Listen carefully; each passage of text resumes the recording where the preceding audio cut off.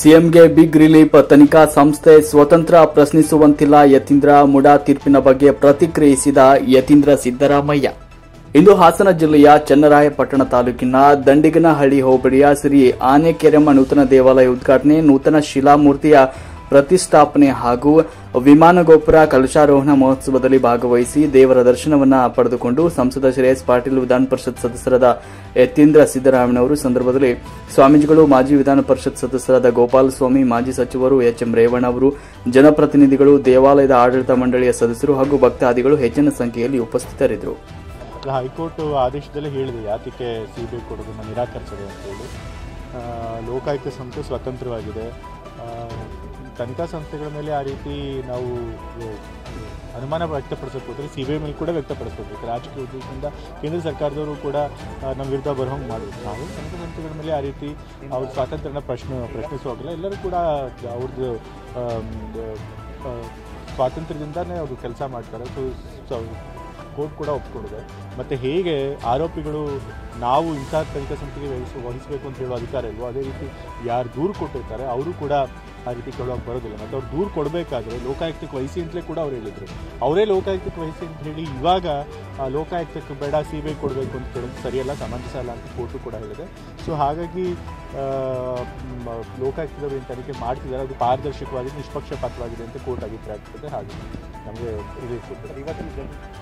ಇವತ್ತಿನ ಜಡ್ಜ್ಮೆಂಟ್ ಮಾತ್ರ ಅಲ್ಲ, ಮುಂದಿನ ಜಡ್ಜ್ಮೆಂಟನ್ನು ಕೂಡ. ಯಾಕೆ ಅಂತಂದರೆ ಸತ್ಯ ನಮ್ಮ ಪರವಾಗಿದೆ, ನ್ಯಾಯ ನಮ್ಮ ಪರವಾಗಿದೆ. ನಾನು ಮೊದಲಿನೂ ಹೇಳ್ತಿದ್ದೀನಿ, ಮೂಢಾಗಣದಲ್ಲಿ ಸಿದ್ದರಾಮಯ್ಯ ಅವ್ರದ್ದಾಗಲಿ ಅಥವಾ ನಮ್ಮ ಕುಟುಂಬದವ್ರದ್ದಾಗಲಿ ಯಾವುದೂ ತಪ್ಪಿಲ್ಲ ಅಂತ ಹೇಳಿ. ಸೊ ಹಾಗಾಗಿ ನಾವು ತಪ್ಪಿಲ್ಲ ಅನ್ನೋ ಧೈರ್ಯ ನಮಗಿದೆ. ಸತ್ಯ ನಮ್ಮ ಪರವಾಗಿದೆ, ಹಾಗಾಗಿ ನ್ಯಾಯ ಕೂಡ ನಮಗೆ ಸಿಗುತ್ತೆ. ಸ್ವಲ್ಪ ಡಿಲೇ ಆಗ್ಬೋದು, ಆದರೂ ಕೂಡ ಅಂತಿಮವಾಗಿ ನ್ಯಾಯ ನಮ್ಮ ಪರವಾಗಿ ಬರುತ್ತೆ. ಹೋಗಿ ಯಾವ ಕೋರ್ಟ್ಗಳಿಗೆ ಹೋದರೂ ಕೂಡ ತಪ್ಪು ಮಾಡಿಲ್ಲದೆ ಇರೋದ್ರಿಂದ ನ್ಯಾಯ ನಮ್ಮ ಪರವಾಗಿ ಸಿಗುತ್ತೆ. ಈಗಾಗಲೇ ಹೇಳಿದ್ದೀನಿ ಇಡಿ ಬಗ್ಗೆ ಬೇಕಾಗಿಸಲಿ. ಇಡಿಗೆ ಹೇಗೆ ಅದು ಕೇಂದ್ರ ಸರ್ಕಾರದ ಒಂದು ಒತ್ತಡದಲ್ಲಿ ಕೆಲಸ ಮಾಡಿದೆ ಅಂತ ಎಲ್ರಿಗೂ ಗೊತ್ತು. ಬರೀ ಕರ್ನಾಟಕ ರಾಜ್ಯದಲ್ಲಿ ಮಾತ್ರ ಅಲ್ಲ, ಎಲ್ಲ ರಾಜ್ಯಗಳಲ್ಲೂ ಕೂಡ ಇಡಿಯನ್ನು ಒಂದು ಅಸ್ತ್ರವಾಗಿ ಬಳಸ್ಕೊಂಡು ರಾಜಕೀಯ ಎದುರುಗಳನ್ನು ತುಳಿಯುವಂಥ ಪ್ರಯತ್ನ ಕೇಂದ್ರ ಸರ್ಕಾರ ಮಾಡ್ತಿದೆ, ಬಿಜೆಪಿ ಸರ್ಕಾರ ಮಾಡ್ತಿದೆ. ಮತ್ತು ಇಡಿ ಅವ್ರ ಕನ್ವಿಕ್ಷನ್ ರೇಟು ಕೂಡ ನಿಮ್ಗೆ ಗೊತ್ತಿರ್ಬೋದು. ಕೋರ್ಟ್ಗಳ ಎಷ್ಟು ವರ್ಷ ಇಡಿಗೆ ಚೀಮಾರಿ ಹಾಕಿದೆ. ಅವರು ಬರೀ ಆರೋಪ ಮಾಡ್ತಾರೆ, ಆದರೆ ಆರೋಪಗಳನ್ನು ಸಾಬೀತು ಮಾಡೋದಿಲ್ಲ, ಕನ್ವಿಕ್ಷನ್ನು ಮಾಡೋದಿಲ್ಲ. ಬರೀ ರಾಜಕೀಯ ಅಧಿಕಾರಿಗಳು ಯಾರ ಎದುರಾಳಿಗಳು ಯಾರಿರ್ತಾರೆ ಬಿಜೆಪಿ ಅವ್ರಿಗೆ ಹರಾಸ್ ಮಾಡಬೇಕು ಅನ್ನೋ ಒಂದೇ ಉದ್ದೇಶದಿಂದ ಅವರು ಆ ರೀತಿ ತನಿಖೆ ಮಾಡ್ತಾರೆ. ಸೊ ಹಾಗಾಗಿ ಮುಂದೆ ಅವ್ರು ಯಾವ ಕೋರ್ಟಿಗೆ ಹೋದರೂ ಕೂಡ ಸಿಬಿಐ ಕೊಡೋದನ್ನು ನಿರಾಕರಿಸಿದೆ ಅಂತೇಳಿ. ಲೋಕಾಯುಕ್ತ ಸಂಸ್ಥೆ ಸ್ವತಂತ್ರವಾಗಿದೆ. ತನಿಖಾ ಸಂಸ್ಥೆಗಳ ಮೇಲೆ ಆ ರೀತಿ ನಾವು ಅನುಮಾನ ವ್ಯಕ್ತಪಡಿಸೋಕೆ ಹೋದರೆ ಸಿಬಿಐ ಮೇಲೆ ಕೂಡ ವ್ಯಕ್ತಪಡಿಸಬೇಕು. ರಾಜಕೀಯ ಉದ್ದೇಶದಿಂದ ಕೇಂದ್ರ ಸರ್ಕಾರದವರು ಕೂಡ ನಮ್ಮ ವಿರುದ್ಧ ಬರೋಂಗೆ ಮಾಡಬೇಕು. ಸೊ ಹಾಗಾಗಿ ತನಿಖಾ ಸಂಸ್ಥೆಗಳ ಮೇಲೆ ಆ ರೀತಿ ಅವ್ರ ಸ್ವಾತಂತ್ರ್ಯನ ಪ್ರಶ್ನಿಸುವಾಗಿಲ್ಲ. ಎಲ್ಲರೂ ಕೂಡ ಅವ್ರದ್ದು ಸ್ವಾತಂತ್ರ್ಯದಿಂದನೇ ಅವರು ಕೆಲಸ ಮಾಡ್ತಾರೆ. ಸೊ ಕೋರ್ಟ್ ಕೂಡ ಒಪ್ಕೊಂಡಿದೆ.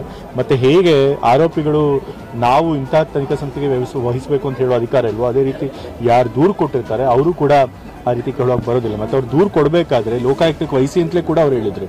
ಅವರೇ ಲೋಕಾಯುಕ್ತಕ್ಕೆ ವಹಿಸಿ ಅಂತ ಹೇಳಿ ಇವಾಗ ಲೋಕಾಯುಕ್ತಕ್ಕೆ ಬೇಡ ಸಿಬಿಐ ಕೊಡಬೇಕು ಅಂತ ಕೇಳೋದು ಸರಿಯಲ್ಲ, ಸಮಂಜಸ ಅಲ್ಲ ಅಂತ ಕೋರ್ಟು ಕೂಡ ಹೇಳಿದೆ.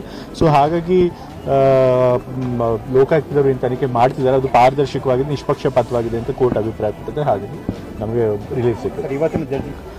ಇವತ್ತಿನ ಜಡ್ಜ್ಮೆಂಟ್ ಮಾತ್ರ ಅಲ್ಲ, ಮುಂದಿನ ಜಡ್ಜ್ಮೆಂಟನ್ನು ಕೂಡ. ಯಾಕೆ ಅಂತಂದರೆ ಸತ್ಯ ನಮ್ಮ ಪರವಾಗಿದೆ, ನ್ಯಾಯ ನಮ್ಮ ಪರವಾಗಿದೆ. ನಾನು ಮೊದಲಿನೂ ಹೇಳ್ತಿದ್ದೀನಿ, ಮೂಢಾಗಣದಲ್ಲಿ ಸಿದ್ದರಾಮಯ್ಯ ಅವ್ರದ್ದಾಗಲಿ ಅಥವಾ ನಮ್ಮ ಕುಟುಂಬದವ್ರದ್ದಾಗಲಿ ಯಾವುದೂ ತಪ್ಪಿಲ್ಲ ಅಂತ ಹೇಳಿ. ಸೊ ಹಾಗಾಗಿ ನಾವು ತಪ್ಪಿಲ್ಲ ಅನ್ನೋ ಧೈರ್ಯ ನಮಗಿದೆ.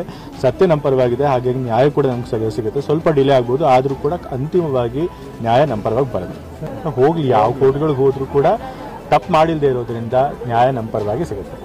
ಈಗಾಗಲೇ ಹೇಳಿದ್ದೀನಿ ಇಡಿ ಬಗ್ಗೆ ಬೇಕಾಗಿಸಲಿ.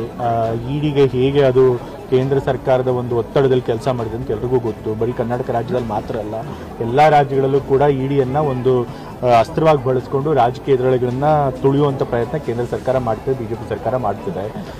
ಮತ್ತು ಇಡಿ ಅವ್ರ ಕನ್ವಿಕ್ಷನ್ ರೇಟು ಕೂಡ ನಿಮ್ಗೆ ಗೊತ್ತಿರ್ಬೋದು. ಕೋರ್ಟ್ಗಳ ಎಷ್ಟು ವರ್ಷ ಇಡಿಗೆ ಚೀಮಾರಿ ಹಾಕಿದೆ. ಅವರು ಬರೀ ಆರೋಪ ಮಾಡ್ತಾರೆ, ಆದರೆ ಆರೋಪಗಳನ್ನು ಸಾಬೀತು ಮಾಡೋದಿಲ್ಲ, ಕನ್ವಿಕ್ಷನ್ನು ಮಾಡೋದಿಲ್ಲ. ಬರೀ ರಾಜಕೀಯ ಅಧಿಕಾರಿಗಳು ಯಾರ ಎದುರಾಳಿಗಳು ಯಾರಿರ್ತಾರೆ ಬಿಜೆಪಿ ಅವ್ರಿಗೆ ಹರಾಸ್ ಮಾಡಬೇಕು ಅನ್ನೋ ಒಂದೇ ಉದ್ದೇಶದಿಂದ ಅವರು ಆ ರೀತಿ ತನಿಖೆ ಮಾಡ್ತಾರೆ ಅಷ್ಟೇ. ಸೊ ಹಾಗಾಗಿ ಮುಂದೆ ಅವ್ರು ಯಾವ ಕೋರ್ಟಿಗೆ ಹೋದರೂ ಕೂಡ ಸತ್ಯ ನಮ್ಮ ಕಡೆ ನ್ಯಾಯ ನಮಗೆ ಸಿಗ್ತದೆ.